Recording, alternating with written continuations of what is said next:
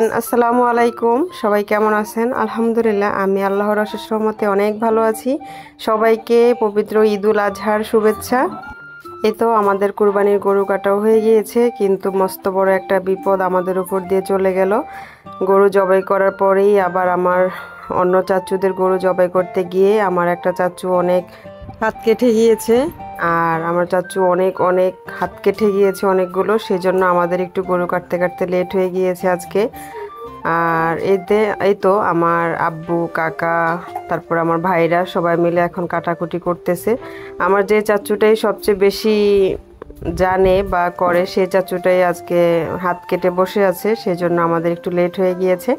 তো আপনাদের কার কি অবস্থা, কাছে দূরে, দেশে কিংবা দেশের বাহিরে, যে যেখান থেকে এই মুহূর্তে আমার ব্লগটি দেখছেন, আশা করছি সবাই সুস্থ আছেন, ভালো আছেন। আপনাদের সবাইকে অনেক অনেক ভালোবাসা আমার পক্ষ থেকে, এবং সবাইকে ঈদ মোবারক। আর আমি তো একটু অসুস্থ, সেজন্য এখন নিয়মিত ব্লগ দিতে পারছি না, তারপরও একটু একটু আজকে একটু দিলাম। আশা করছি সবাই আপনাদের যারাই দেখবেন আমাকে একটি লাইক দিয়ে তারপরে দেখবেন, আর সবার কাছে ভালো লাগবে। আবারও বলছি আপনাদের সবাইকে ঈদের অনেক অনেক শুভেচ্ছা। আর এই তো আমার যে চাচুর কথা বলেছিলাম, চাচু বসে আছে। তো তাকে সবাই বলছিল যে আপনি বাসায় যেয়ে রেস্ট করেন, কিন্তু আসলে কি ভালো লাগে বলেন তো? আর তাছাড়া আমার দাদা চলে যাবার পরে তো এই ফার্স্ট দাদুকে ছাড়া আমরা কোরবানির ঈদ করছি।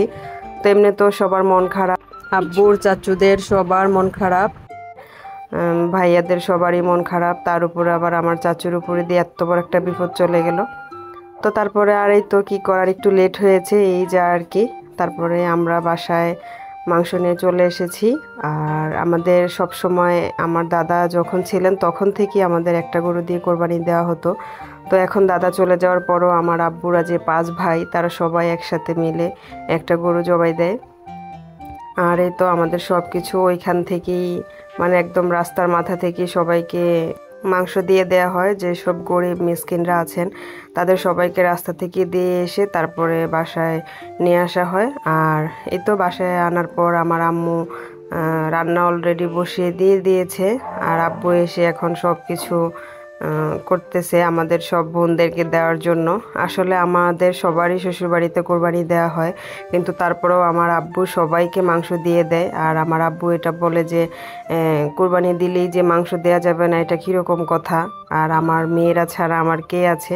আসলে বাবা মা মানেই তো ভালোবাসার শেষ নেই। যারা বাবা মার ভালোবাসা পান তারা তো অবশ্যই জানেন, আর যাদের বাবা মা এই বয়সে এসে হারিয়ে ফেলেছেন তাদের কথা আর কি বলবো। তো আলহামদুলিল্লাহ, আল্লাহর কাছে হাজার হাজার শুক্রিয়া যে আমার আব্বু আম্মু এখনও বেঁচে আছেন, তাদের ভালোবাসা এখনও পাচ্ছি। আর আমি তো অসুস্থ, সেজন্য আসতেই চাচ্ছিলাম না, কিন্তু আমার আব্বু অনেক কান্নাকাটি করছিল, রাগ হয়ে যাচ্ছে। তো সেজন্য আমরা ঈদের একদিন আগেই চলে এসেছি। তো আসার পরে এত পরিমাণে অসুস্থ হয়ে গিয়েছি গরমে, তারপরে এত পরিমাণে লোক, মানে প্রচুর পরিমাণে জ্যাম ছিল, অনেক কষ্ট করে আসতে হয়েছে।